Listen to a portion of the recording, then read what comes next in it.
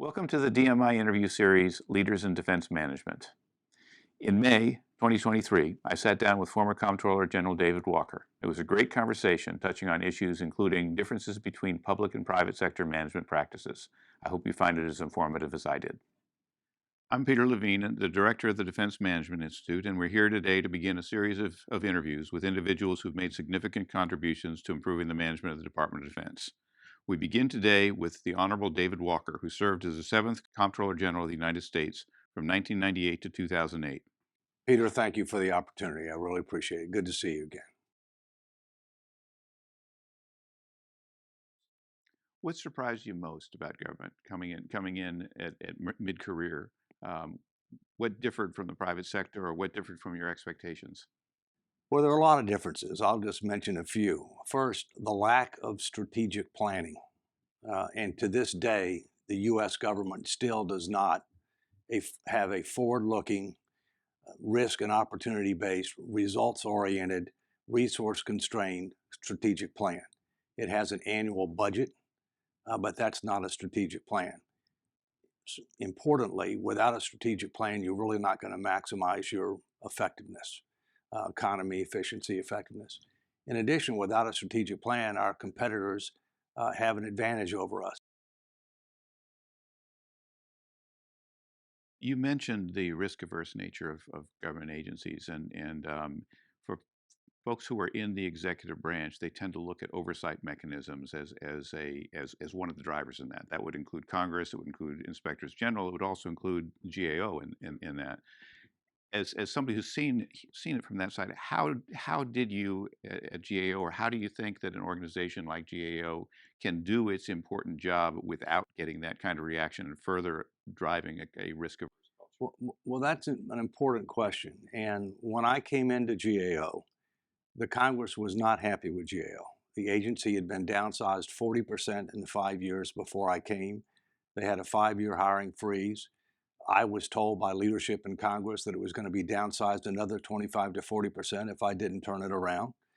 And so one of my objectives of becoming Comptroller General was to make GAO a world-class professional services organization that just happened to be a wholly owned subsidiary of the federal government that practiced what it preached, led by example, and was a key to transformational change in government. And we did, okay? First, we had a strategic plan. It had been in existence since 1921, so we published our first ever strategic plan. We dramatically changed the organization. We eliminated a third of our offices. We eliminated a layer of management. We consolidated 35 units to 13. We focused more horizontally and externally rather than vertically. We changed our performance measurement and reward system to focus on results rather than outputs, if you will, with a tremendously positive result. Those changes, by the way, are transferable and scalable. You mentioned that a lot of the reforms that you made at GAO are scalable and could be applied in across government or in other parts of government. Are there specific lessons learned that you'd like to talk about that could be applicable to other parts of the government, to the Department of Defense, for example? Well, the Department of Defense is unparalleled in its size, scope, complexity, and importance. But yet there are a number of things that can be applied. I mean, DOD needs major transformational change. It has become a bloated bureaucracy. And there's going to need to be a special initiative where you have the attention of the secretary and the deputy secretary, but you have a high-level executive that is focused full-time on making major transformational change happen within the Department of Defense. It's going to be a several-year effort. I mean, it was a several-year effort at GAO, and GAO was much smaller and much more manageable than the Defense Department. So having somebody focused on it, having a plan with key metrics and milestone to be able to measure that progress, communication, absolutely essential, including from the top in the Defense Department. I guess two other things I would say. So I'm leading towards you need a chief performance officer at the right level, ideally with a term appointment performance contract. You also need to do something with regard to Title 10, because I've seen Title 10 used as an excuse to, to stop uh, government, DOD wide needed management reforms. That should not happen. Okay. When you have to end up making transformational management reforms, you shouldn't be able to use Title 10 as a basis to be able to prevent something that needs to be done that's for the good of the department and the good of the country.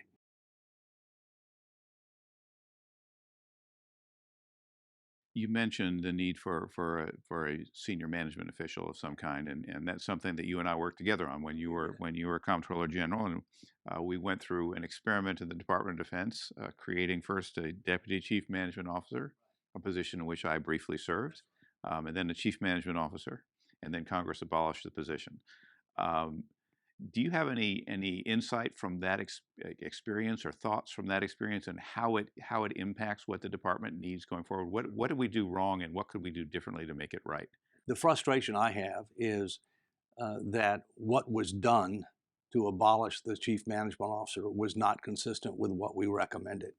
What we recommended was the way that it had been implemented was never going to be successful. It didn't have a charter. It didn't have the right reporting lines. It had certain responsibility, but not authorities.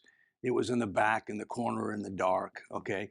It was not focused on transformational change. I mean, in fact, the CMO spent a lot of their time focusing on COVID issues or whatever, which is, that's an important issue. Don't get me wrong, but that's not transformational change, right? And so I think what's necessary to be successful is you have to be at the right level. You have to be, in OSD, I think, reporting directly to the deputy secretary, somebody who has demonstrated experience making transformational change happen, but has some understanding of the Defense Department because it is very different, if you will. Focus full time on transformational change, including but not limited to the high risk list that I referred to before. That has a term appointment. I would say ideally 5 years, a 5-year term appointment, because I think it's probably going to take that long, with a performance contract. All right. And then some people say, well, what if we get a new secretary, a new deputy secretary? Look, if people don't get along with each other, this person ain't going to stay. Okay. But what you need somebody who, absent some significant event, can be there long enough that people can't just wait them out. Because you know what the problem is in government. The top people in government are typically there 2 years, maybe 3 years. There are some exceptions, but that's typically what it is. And so if people don't want to change and they don't like something that's happening, they'll just wait them out. In fact, a lot of the presidential appointees with Senate confirmation are known as the temporary help. This too will pass. Let me change gears slightly and ask you about the financial audit. And the financial audit is a huge issue for the Department of Defense because it's the only federal agency that still has not achieved an auditable financial statement. I have had concerns about the amount of resources the department plunges into the financial audit. I thought that the approach the department took a few years ago of saying we're going to wait till we're audit ready before we go undergo an audit was a wise one. I'm not sure that they're audit ready today, although they're trying to audit. You saw it from a completely different angle, being a GAO, in a sense the chief accountant of the federal government. What's your view of the place of the financial audit in the management of the department and the importance of the audit? Well, first, as Comptroller General of the United States, in effect, I was the Auditor General and the Chief Accountability Officer of the United States. Um, my view is the audit is a means to an end. It's not an end in and of itself. Our objective should be to operate in an economical, efficient, and effective manner consistent with applicable laws and regulations and the overall priorities and philosophy of the leaders and the administration.